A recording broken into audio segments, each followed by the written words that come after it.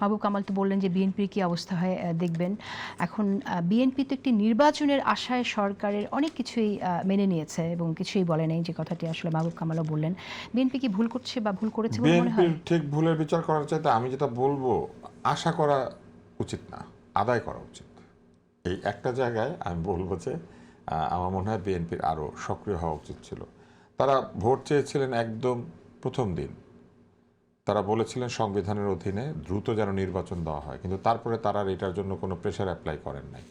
কিন্তু 1100 যে ব্লকেট হয়েছে, এই 1100 ব্লকেটের একটাও কিন্তু বিএনপির না, এবং 1100 ব্লকেটের একটাও জামাতেরও না। কিন্তু জামাত তাদের অনেক লাল্লু পাঞ্জু আছে, তাদেরকে দিয়ে ব্লকেট করিয়েছে। এবং এই লাল্লু পাঞ্জুদের চেহারা আমরা এখন চিনি। হ্যাঁ, লাল্লু পাঞ্জু শব্দটা ঢাকাইয়া শব্দ আর কি, এটা কোনো খারাপ শব্দ না। এটা হচ্ছে লেসপেন্সার। হ্যাঁ, এটা বললে আবার ওরা খুশি হয়, ওদের ভোকাবুলারিতে আছে। তো এই ওদের আছে লেসপেন্সার্স, তো তারা তাদেরকে দিয়ে যেখানে দরকার সেখানে ব্যবহার করেছেন, এবং সেই ব্যবহারের নমুনা কিন্তু আমরা দেখতে পাই।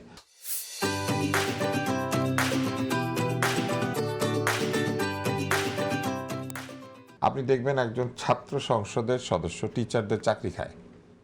বিএনপি তো উচিত ছিল এটা প্রতিবাদ করা, এবং সরাসরি প্রতিবাদ, কোনো সহজ প্রতিবাদ না। এই ছেলেকে তারা কোনো বাধা দিয়েছে? ভোটে হারলে কি ক্ষমতা চলে যায় একটা ইউনিভার্সিটিতে যারা ছাত্র রাজনীতি করেন তাদের? ব্যানার ছিঁড়ে দিয়েছে, কিছু বলেছে? তো আমার কেন জানি মনে হয়েছে যে একেবারে মানে থাকে না ওই যে রস বলে একটা গল্প আছে, আবার আমি মাহবুব ভাইয়ের মতো গল্প, সময় একেবারেই নেই। তো মাজু খাতুন গুড় জাল দেয়, এবং তার মোতালেফ মিয়া হচ্ছে তার বর, সে গুড় বিক্রি করে। এখন সে আরেকটা বিয়ে করে ফেলে, বিয়ে করে ফেলার পরে নতুন যে বউ, সে গুড় জাল দিতে পারে না। এখন গুড়ের ব্যবসা খারাপ হয়ে যাচ্ছে, তো মোতালেফ এসে মাজু খাতুনেরই পায়ে ধরে যে তুমি অ্যাটলিস্ট গুড়টা জাল দিয়ে দাও।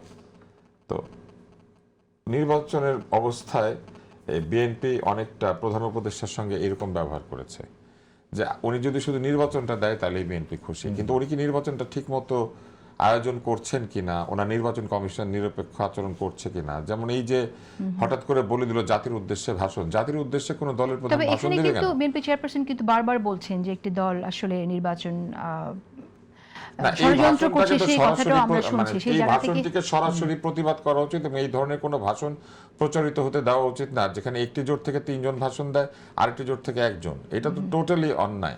তারা যখন সরকার গঠন করবে, তারা কি তখন, আমি আরেকবার এই যুক্তিটা বলছি, যে তারা যখন সরকার গঠন করবে তখন কি আলাদা আলাদা করে ওই 3 জন আলাদা আলাদা প্রধানমন্ত্রী হবেন, আলাদা আলাদাভাবে দেশ চালাবেন? জাতির উদ্দেশ্যে তারা 3 বার আহ্বান জানাবেন তাদের জোটকে ভোট দিতে, আর আরেকটা লোক 1 বার ভোট জানাবে আহ্বান। কেন এইখানে কেন 3:1?